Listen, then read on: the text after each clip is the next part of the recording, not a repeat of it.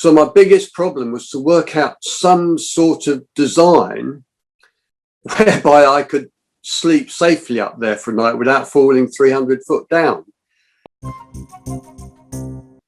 The union put pressure on him. The correctional union put pressure on this man, and he caved to that pressure.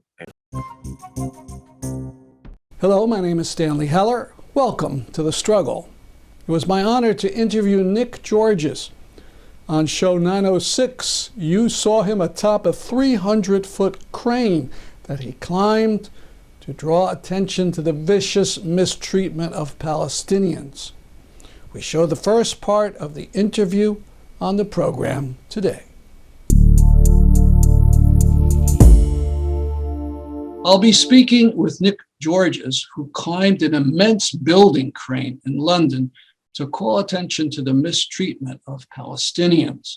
If you watched our show, you saw his video selfie of himself atop the crane explaining why he did it. He's presently in London. Good afternoon, Nick. Good afternoon. Let's first talk about your rather unique protest last week. What gave you the idea of climbing the crane? Well, many years ago, I used to do tower crane erecting and tower crane work, but I haven't been near a crane or climbed a crane for over 25 years now. But it was something I've done in the past. And I often used to think about publicizing what's going on in Palestine, how I could use my skills. And in life, we all have different skills and abilities. And I think when it comes to advocating for Palestine, we should all use our inbuilt skills and abilities to the best way that we can to advocate and raise awareness for Palestine. Some people write brilliant letters, some people raise money. Climbing cranes was something I did 25 years ago, so I tried to think how I could use that. So I then decided, and I think probably what was an additional spur to this was the horrific bombing, the third bombing of Gaza, or third, fourth, fifth, sixth, I don't know, however many, recently, where 250 innocent men, women and children were murdered in Gaza. 66 children were blown to bits. And this spurred me on to my crane efforts. So I had the idea of flying the Palestinian flag from the top of a big crane. Mm-hmm. So I spent a long time wandering around London trying to find a suitable crane, which was actually quite hard. And in the end, I chose this particular crane, which if you've seen the video, you'll see in the video, is very tall. It had what they call a man basket at the top of the crane, which was meant for a man to stand in when he was rigging the cables on the end of the jib. But the jib is horizontal when he does that. But on these cranes, when they park them at night, the jib is vertical. And so the floor of this little platform is vertical. And as I intended to sleep up there, there was only 2 bars for me to sleep on. So obviously in the night, I was just falling straight through. So my biggest problem was to work out some sort of design whereby I could sleep safely up there for a night without falling 300 foot down. That took a lot of thought and effort. Whatever system I designed had to be carried up in my rucksack. And eventually I came up with a system of ratchet tie downs. It was people think that, you know, you just jump over a fence and climb up a crane. In actual fact, this took me 2 months of a lot of detailed planning, organization and preparation. It took a lot of work and actually cost me quite a lot of money as well to sort out everything that I needed to make it happen as safely as I could and as efficiently, and to try and make it be as successful as I could. What was the climb up like? There were stairs for a while? Right. To get onto the crane, first of all, I had to climb. So just to preempt you, I actually had 2 attempts before I even got to that far.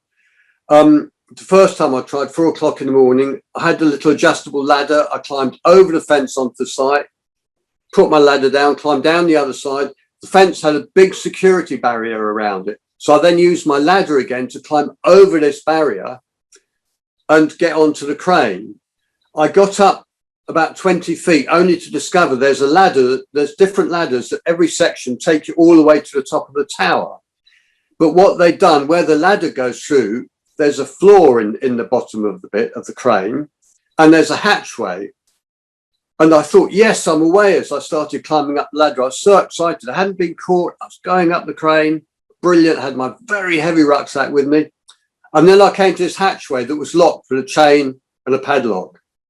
And I had thought this might happen. So I thought, no problem. I'll climb outside the crane and climb up the crane. But unfortunately, they'd completely put cladding all around the crane. So I couldn't do this. So I was trapped. So in the pitch black, 4 o'clock in the morning, I spent half an hour trying to fiddle with the combinations on this padlock in a desperate hope that I would be able to open it. But I totally failed. I couldn't. So I then realized I had to get down and get out before I got caught. So all the way down, luckily I managed to break out of sight without being seen, went back home, and I went and bought a set of bolt croppers. And that day was so hard, the thought of having to go back again. The last month leading up to this event, I mean, I've done some stuff in my life, but I've never in my life been so stressed and so frightened at the thought of what I was going to do. Don't think I could ever put myself through that again. And that last day was particularly bad. So anyway, I got another taxi again, went back the following morning, put my ladder up, climbed over the fence, back down the other side with my bolt croppers in my bag, climbed over this barrier, and I just got onto the bottom of the crane when the whole site erupted with security guards and dogs and everything. But because I just got onto the crane, they couldn't get up to me. So I was safe. And then I climbed up the 2 sections, got my bolt croppers out, cropped through the chain, pushed the hatch open, and then I was away. And it was all ladders all the way up the first, I suppose, 60 meters to the top of the tower section where all the equipment, the slew ring and the cab and everything is. But then the worst bit was I then had to climb up this almost vertical jib. No ladders on there, nothing like that, just angled stays. And the problem was these stays were so far spaced apart and completely the wrong angle that I couldn't stand on them because my feet would have just slipped down. So literally every stay, I literally had to pull myself up. And at 69 years old, my arms and my shoulders definitely aren't what they used to be at all. And literally myself up. I was so exhausted, I just had to hold on and get my breath back for another 5 minutes. And I don't know how long it took me to get that last 40 meters up to the top of the crane. But anyway, eventually I got up there. And then my first priority was to try and make this cat's cradle around this little frame. So I had somewhere safe. There's nowhere to sit or stand or anything up there, just bars. So I was laying on my stomach with my feet dangling down and my head dangling down, looking straight 300 foot down, trying to wrap these ratchet straps round and make myself a little cat's cradle there for sleep on. Eventually I did that. You'll laugh. So what I did, I sort of tried standing on it to test it to see whether it would take my weight or not. Because they're only very thin strands. And then my next job was to fly the flag. And I had a special weight organised and special ropes all sorted out to fly this flag. And I didn't know how that was going to go because it's very difficult just to fly something off a crane. And initially the wind, because of the direction, blew the end of the flag and wrapped it straight around all the greasy cable on the crane. So I had to climb down again and try and reach out and get it off this cable. And then I had to make some holes in the flag and cable tie it somewhere else so it didn't blow through onto these cables. But once I'd done that, the flag actually flew quite well. So that was very pleasing. And then the next day, the wind completely changed direction. So I had to take off the cable ties and let it blow the other way. But the wind was blowing quite well and the flag was flying really well, which I was so delighted about. That was really great. And you had some kind of smoke device? Yes, what I did, I managed to get some flares. And what I did, I put them in a pack, black, red, green and white flares, the colours of the Palestinian flag. Wow. Unfortunately, the wind merged them all together. And I've done a prearranged time with the photographer people below. I pulled them all and nearly burnt my hands. And I held these flares up there, which was really brilliant. the Palestinian flag was flying, the flares were going, from the top of this crane. So that all worked quite well. So did you hear in the Washington, D.C. protest, they did something like that? And this is, the middle of May. And they weren't up on a crane, of course, but they had, the green, the white, the red, and somebody caught a terrific picture of it. Brilliant. But we'll send it to you. So you're on top of this crane. You put the flag out, and you lit off the flares, and then you were prepared to stay for a while. What was your idea about that? Well, the idea was to stay there at least 2 days and 1 night. That was the plan. So I stayed there the first day, and the night came. The day was very hot, but because you're so high, the wind just cut through me in the night, literally. And I was laying on this sort of cat's cradle. I was very unconfident into whether it would hold me or not. And in the end, I just had to put my faith in it. And you can't put anything down up there. There's nowhere to put anything. Everything you take out, you have to tie it on or fix it on or do something. And I had my rucksack. I had a special tie ratchet thing which held my rucksack on. So I managed to lay down in this little cat's cradle with my head on my rucksack. But all that night, I just shook and shivered all night long. The wind was just cutting straight through me. And the next morning, and that night, I took some wonderful photographs of the sunset over London. I had absolutely incredible view up there. I could look down all over the Thames. I could see the House of Parliament, and it was absolutely amazing view from up there. Lovely sunsets. And next morning, I couldn't wait for the sun to get up to warm me up, but there was a huge tower block not far away, and that was right in the way of the sun. And eventually, it seemed like hours later, finally, the sun just came up over the top of this building, and I just started to feel a little bit of warmth coming through from the sun, which was great. Yes, there was quite a lot of stuff going on. As I say, there was Sarah Wilkinson was down below. She was an absolute wonderful lady. I couldn't have done it all without her. She bought my whole, that was the thing. Doing this action, I decided when I was going to do it, that I would do it completely alone. I wasn't going to involve anyone else. I was going to do the whole thing completely off my tongue. And that way, if it went wrong, if I fell off, no one would get implicated. No one would be involved. It was totally down to me. But obviously, right towards the end, without getting the media coverage, without people like you knowing, it would have been a total waste of time, my going up there. And I was so pleased. I asked Sarah, and she was one of the very, very few people I told about what I was doing.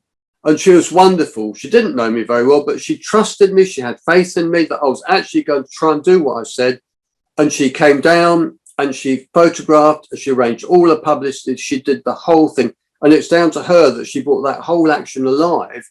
And all Al Jazeera, Middle East Eye, Press TV, The Struggle, apparently we've had over 3 million hits on that video. Wow. And I've had over 400 direct responses of gratitude direct from Gaza to me for what I've done. So even if nothing else, just those responses from Gaza and the feeling that I've given them made it worthwhile. We'll have more of the interview next week, or you could see the whole interview at thestrugglevideo.org. To show you part of what we're up against, in the Israeli parliament, this man, Yitzhak Pindrus, called for mass murder of all Jews and non-Jews who have sexual relations together. He quoted a religious text that spoke favorably about a man who murdered a Jew and non-Jew while they were making love. No, this guy is not just some crank. His United Torah Party was part of the government until just last month, and he leads the party. And it's not just a matter of a murderous speech. There are groups in Israel like Lahava who go out and threaten non-Jews who they believe are talking to Jews in some way romantically. What was the reaction of the new Israeli government to Pinder's disgusting talk? Nothing at all. And what about the Israeli media? No reaction. The news came from the reliable David Sheen and Middle East Eye. Haaretz 2 days ago had an article that said that 4 Palestinians had been killed by Rugers, the American-made gun, in May of this year. It also revealed that some 14 Palestinians had been killed by .22 caliber bullets from Rugers in 2015. The project that we're part of, No Rugers to Israel, thus revised its figures, saying that at minimum 30 have been killed and 240 injured by the weapons produced by Sturm Ruger, whose headquarters is in Fairfield, Connecticut. Read the details at norugerstoisrael.org. The Jewish letter Take Down the Israeli Flag has announced that it is moving its website to an easier URL. Now it's simply takedowntheisraeliflag.com. Now here's some good and significant news. On Sunday, June 27th, the Yale College Council voted to endorse a statement condemning the injustice, genocide, and ethnic cleansing occurring in Palestine. The statement was introduced in May by Yaleys for Palestine, a student-led campaign to raise Palestinian voices and end the culture of silence around Palestine at Yale. In addition, a separate statement was issued by 100 Jews at Yale, which said, in part, "As a concerned group of Jewish Yaleys, we call upon our peers to speak out against the atrocities committed against the Palestinian people, supposedly on our behalf and in the name of our faith. We demand that our fellow Jews end the stigma around Palestine and challenge their families, schools, and synagogues to oppose Israel's violence. We implore the American Jewish establishment to stop conflating Jewish identity with the state of Israel." This news was noticed by the Jewish establishment. It was posted on the website of the JTA, the Jewish Telegraph Agency.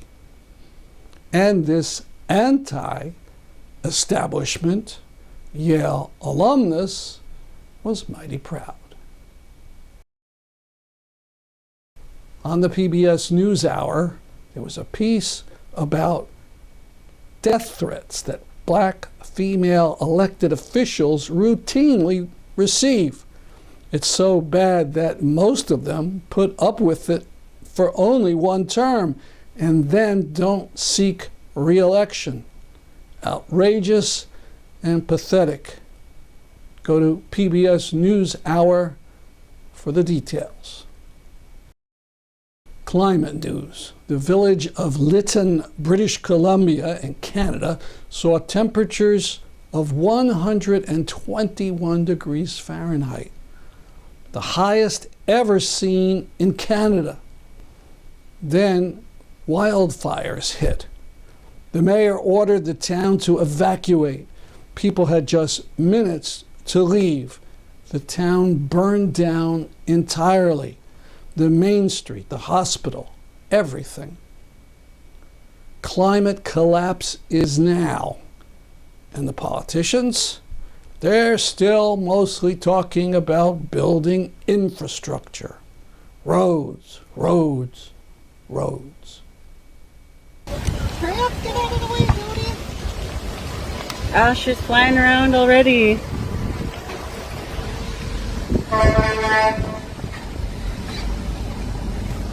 Jesus. Which way are we gonna go? I I don't want to get stuck here. Oh.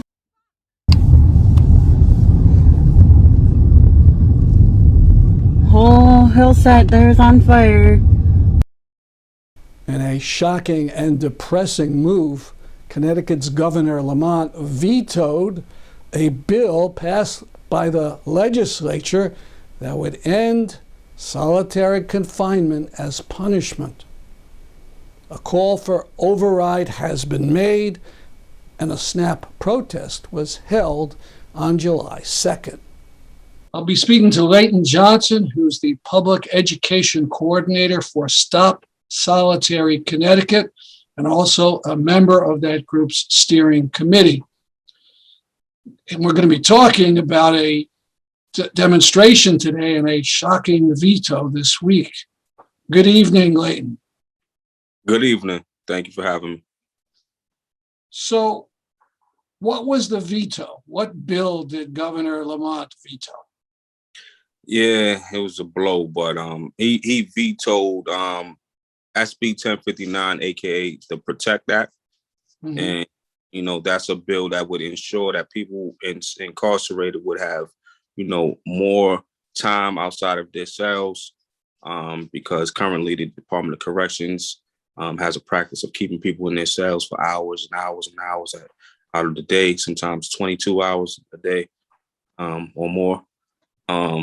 It would implement a ombuds person who would have the powers to investigate any issues that people may have inside. That's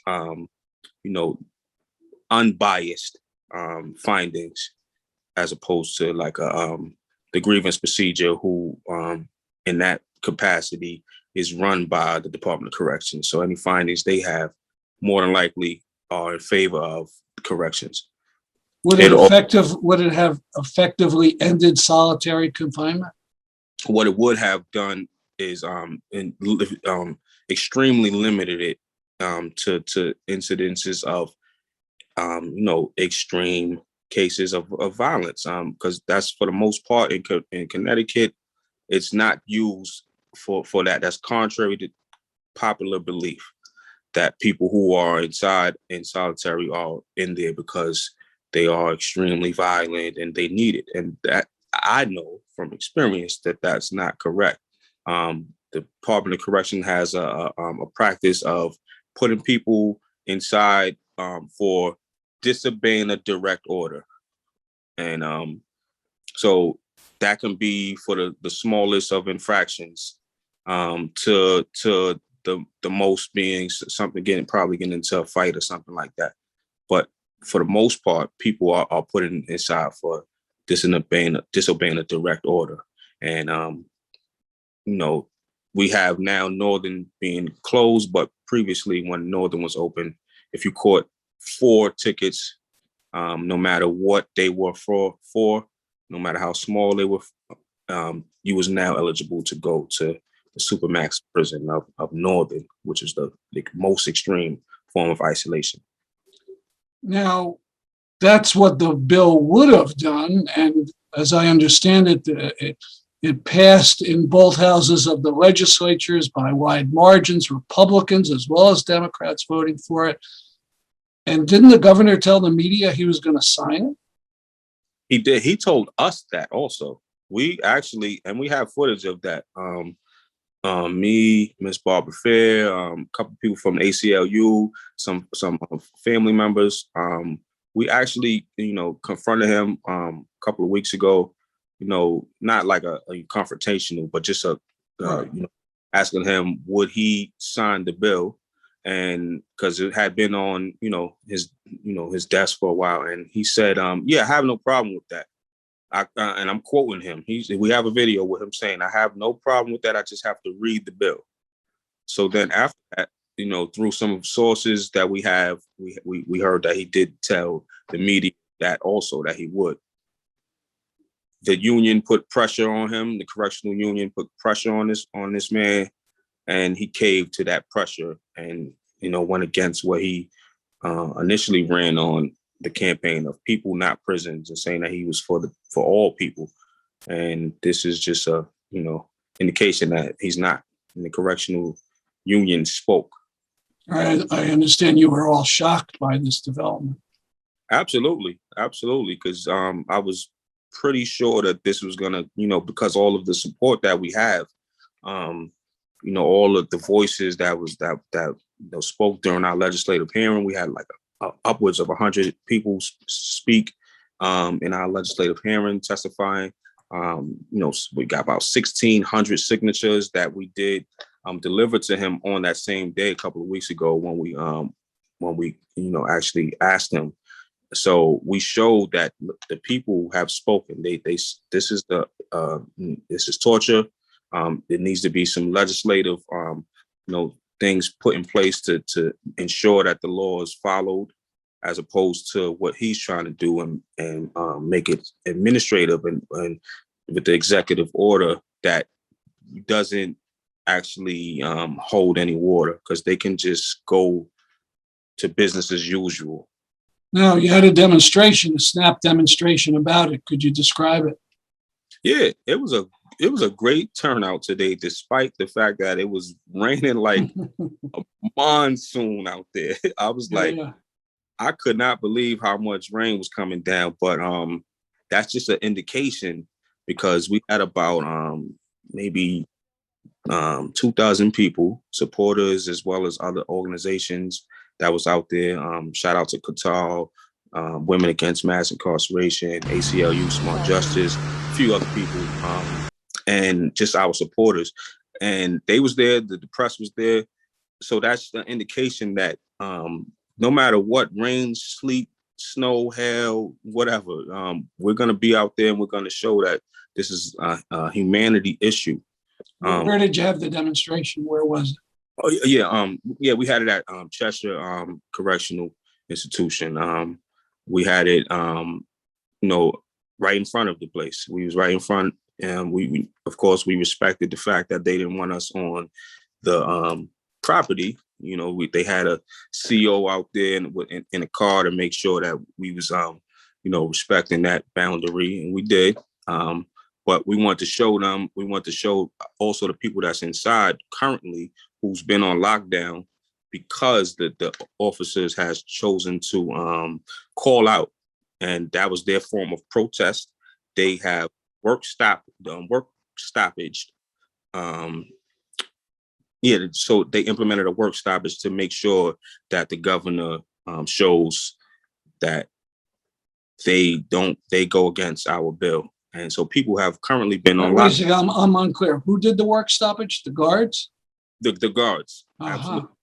So we got someone who's inside currently who wrote to us and told us that I think now it's probably 10 days, unless they took them off. But it was about 8 to 9 days that they had been on lockdown. And the guards was saying that it was this is what they said, per SB 1059. They said, thank SB 1059. We don't have enough staff because COs are calling out because they're mad that SB 1059 passed through the House and Senate. And then, after that, the governor decided to veto it. The officers had a rally at the Capitol that we didn't have any prior knowledge of. And they was celebrating the fact that the governor is going to continue this torture.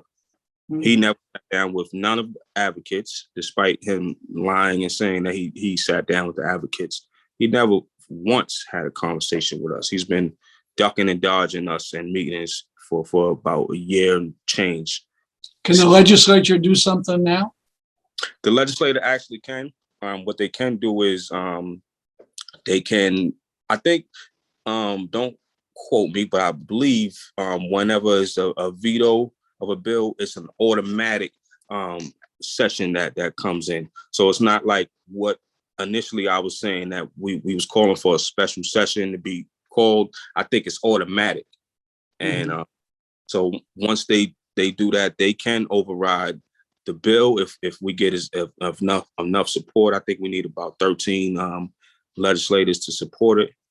And I believe that we can do that, because despite what the people say, just like they said we couldn't even get through the House and the Senate or even appropriations, and we did that, and we showed that we do have the support of the people. People see this as a humanity issue.